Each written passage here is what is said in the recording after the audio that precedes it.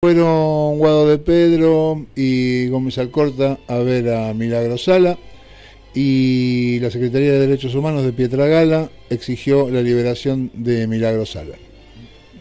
No tenía esa novedad, ¿eh? Sí. No tenía esa novedad, es una novedad importantísima.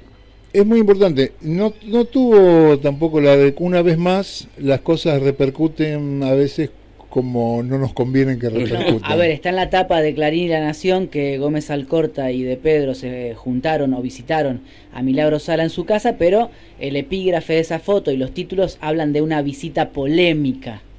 Claro. Sí, bueno, pero ese es el problema de enterarte por Clarín. No, Claro. no, nos enteramos por otro lado, digo, pero Claro. está en la agenda.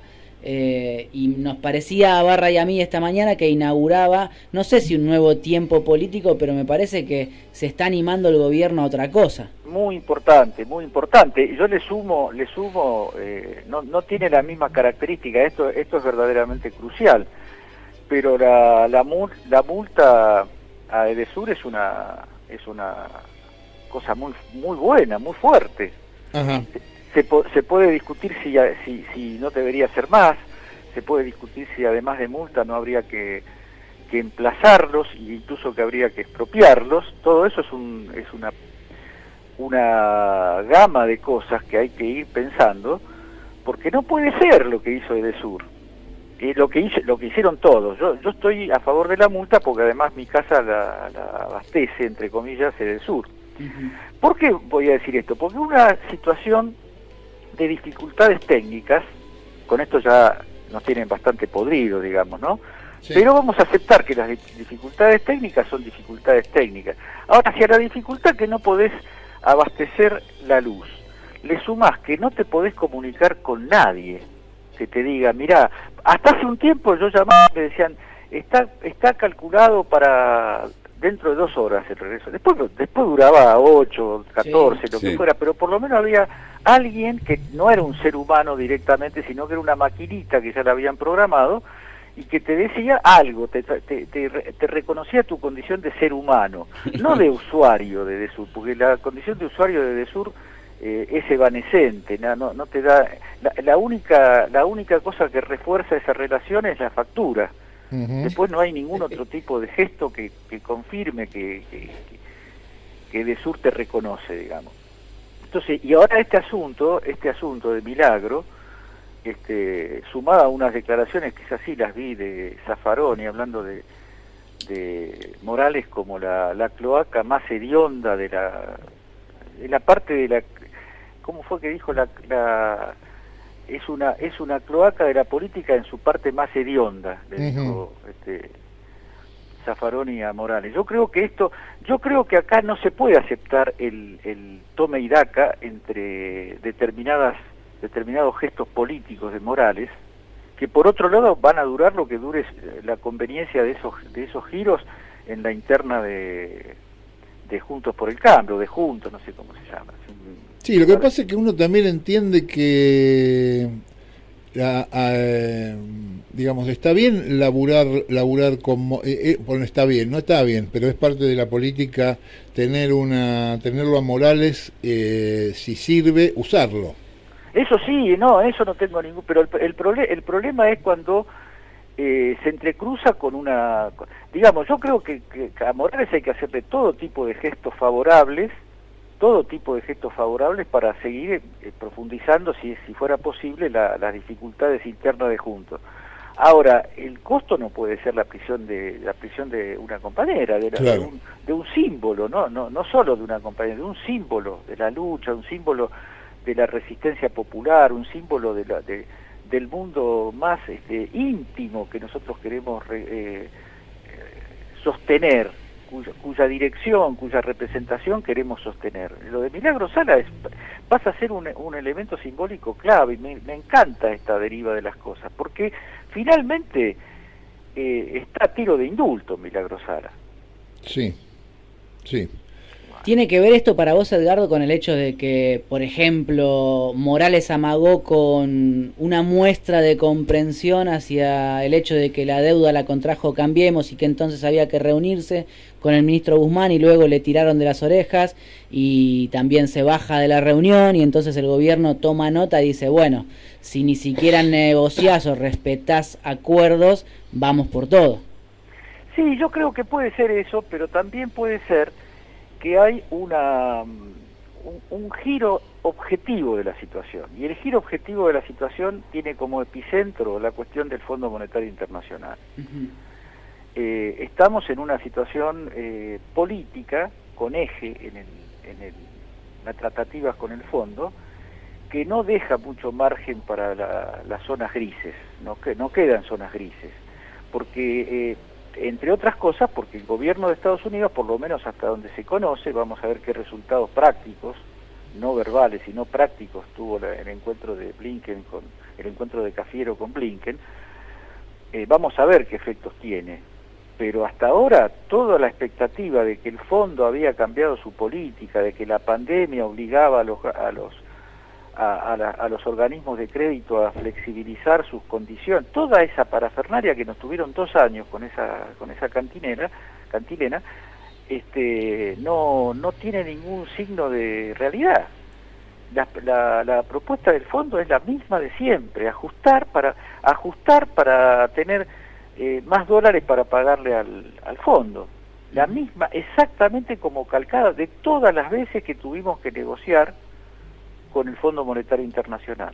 El único momento en el que la negociación del Fondo Monetario se transformó en correr al Fondo Monetario fue cuando le pagamos la deuda, cuando Néstor le pagó la deuda. El fondo nunca tuvo, el fondo que hoy sabemos más que nunca, lo supimos siempre, pero hoy queda totalmente reafirmado que depende de la voluntad de Estados Unidos, en gran parte, por lo menos en las cuestiones que se resuelven por mayoría en el fondo.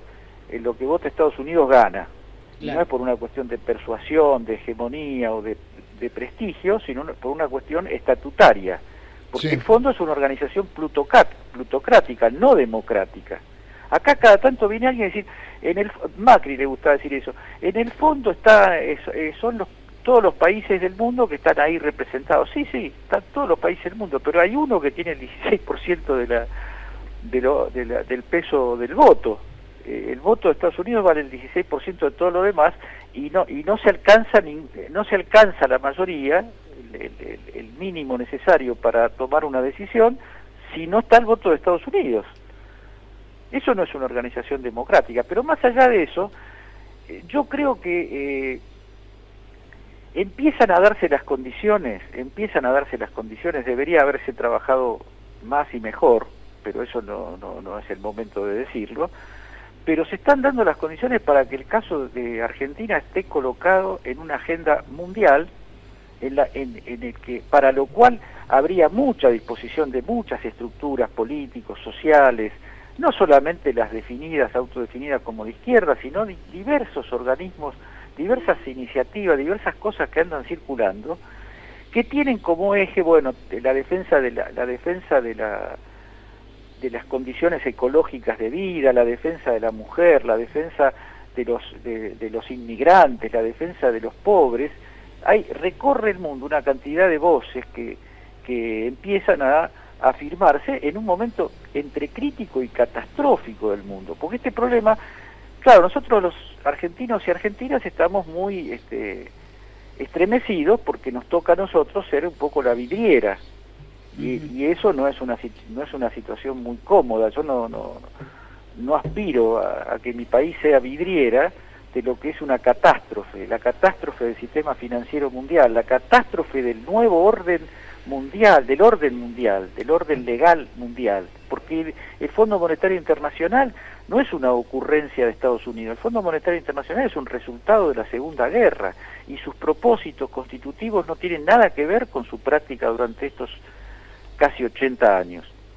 Entonces, y después vos tenés que la ONU, si vos vas y llevas el tema a la ONU, seguro que ganás la votación. La ONU declara que Argentina tiene el derecho de esto, de lo otro, de alimentar a su población, y en ese sentido los organismos tres páginas de declaración, y después no sirve para nada eso, porque la ONU no tiene capacidades ejecutivas. Edgardo, ¿qué augurás respecto del impacto que pueda llegar a tener, si es que para vos lo puede llegar a tener en la sociedad, en cuanto a la lucha que me da la sensación se está imponiendo entre el gobierno y la oposición por ganar el relato en la negociación con el Fondo Monetario? Porque por un lado tenés a la oposición o al establishment periodístico diciendo que el gobierno disfraza sus intenciones de no acordar con el Fondo Monetario bajo la vestimenta de que la oposición no quiere ayudar votando en el Congreso el plurianual, y al mismo tiempo la oposición dice que el gobierno no puede acordar porque no tiene plan económico. Bueno, lo que pasa es que los argumentos son lo de menos en este tipo de situaciones, porque cualquier argumento que el grupo que gobernaba, el grupo, ¿cómo llamarlo? El grupo extraestatal, con un alto componente interior mafioso, que era Juntos por el Cambio, según se revela todos los días, hay una revelación más grave de lo que fue la ruptura del pacto democrático, como lo caracterizó hace poco Leopoldo Moró.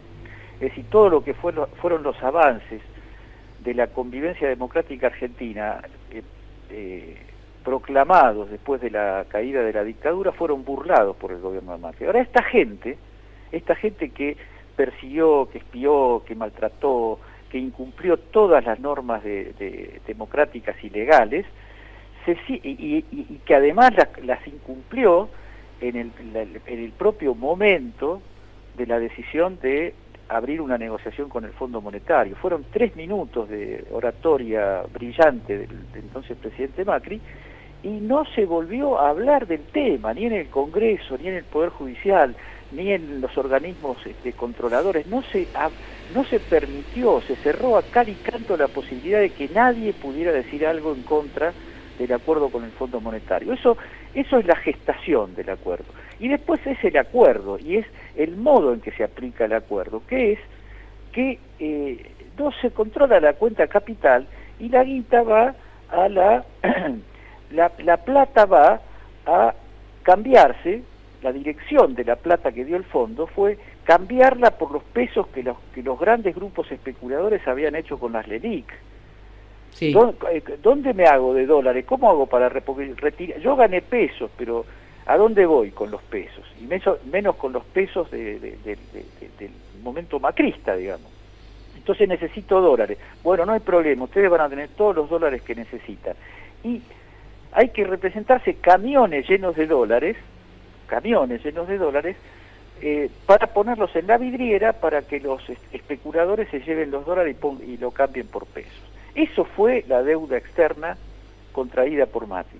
Los que hicieron eso ahora están tomando la palabra para decir que el gobierno no tiene un plan.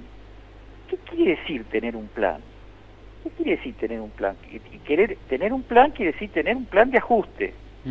Quiere decir equilibrio fiscal, quiere decir que se mueran de hambre y de pobreza los que se tengan que morir, para que la Argentina siga perteneciendo al mundo occidental y cristiano, y no cometa la tentación de acercarse al mundo chino y ruso, o europeo inclusive, para no centrar tanto en China y Rusia. Yo digo que Argentina también tiene que aprovechar las nuevas posibilidades de intercambio que este gobierno además cultivó con mucha inteligencia, con los países europeos, con Alemania y con Francia principalmente. La verdad es que yo siempre digo, ¿no? Nos dijeron, el propio presidente desgraciadamente lo dijo, Argentina va a honrar la deuda. Sí. Pero no se puede honrar esta deuda porque es una estafa, y la estafa no es objeto de honor. Yo no puedo honrar una estafa. No me va eso. Entonces, Edgardo, ¿te parece que la impotencia en la negociación terminó de limar las diferencias que había entre un sector y otro? Al menos uno entendía que las había porque había mucho ruido dentro del Frente de Todos. Sí, la intransigencia de Estados Unidos unificó, claro. Por supuesto. La intransigencia de Estados Unidos fue por ahora es la argamasa de esta unidad política, que además es una unidad bienvenida, porque la duda que uno podía tener es, aún en las peores condiciones que ofrezca Estados Unidos, digamos, para hablar en términos materiales, reales, aún en las peores condiciones, el miedo que uno tenía es que algunos sectores aceptaran incluso las peores condiciones para no tener problema con Estados Unidos. Pero eso parece, yo pongo todo entre paréntesis hasta que esto adquiera su dinámica, ¿no? Parece que se están imponiendo la situación. La situación hoy es que el mal mayor del que hay que escaparse no es el default. El mal mayor del que hay que escaparse es este golpe de esta tenaza que quiere ahorcar al pueblo argentino. Este es el peligro mayor. Después, seguramente, si se llega a algún tipo de situación intermedia, será cuestión de discutir, de mirar, de pensar, pero en los términos donde no te sacan las sobretasas, no te dan, te limitan los años de gracia, no te dan nada que vos puedas decir, miren, conseguimos esto. Entonces, si la Argentina va a aceptar ese tipo de trato, yo creo que es el peor de los escenarios. Moca, para terminar, quiero terminar como empezamos. A mí el tema me obsesiona, yo sé que a vos también, pero más allá de que nos obsesione por lo triste y por lo injusto que es el encarcelamiento de Milagro Sala, ¿crees que la libertad de Milagro Sala sería la cuña que podría empezar a desgajar el árbol envenenado, digamos, de la derecha en Argentina? ¿O es nada más una nada más y nada menos que una necesidad que tenemos de hacer justicia? Es un salto en calidad, yo lo pondría como salto en calidad. La intervención del gobierno nacional, la intervención ojalá que exitosa, para decirlo más correctamente, el éxito en esta movida, el éxito en la movida de que el gobierno intervenga exitosamente a favor de la libertad de Milagro Sala es una vuelta de campana de la situación política. Se terminó el verso de que nos vamos a abrazar con la oposición. Nos vamos a abrazar si hay condiciones para abrazarnos dignamente. Claro. Dignamente, porque la elección para presidente de la República la ganó el Frente de Todos, no la ganó Macri. Porque en estos 2 años tuvimos como la sombra, y después vinieron los resultados electorales que vinieron todavía a hacer más sombrío ese panorama, la sombra de que de que el gobierno es un inquilino de la Casa Rosada. El gobierno de Alberto y Cristina Fernández es el habitante legítimo del poder político en la Argentina. Y el otro frente, porque el frente que abre lo de Milagro Sala, hay que conectarlo con un frente todavía más grande que existe, que es el Poder Judicial de la Argentina. Porque la libertad de Milagro Sala si se va a conseguir, que finalmente ese va a ser el criterio de éxito de toda esta movida es verla a Milagro Sala libre. Y si Milagro Sala es libre es porque se intervino, se enfrentó a la corporación judicial cara a cara. Nos pusimos cara a cara con la corporación judicial. Y por supuesto te van a amenazar con los jinetes los 7 jinetes del apocalipsis. Por supuesto que te van a amenazar con todo. Pero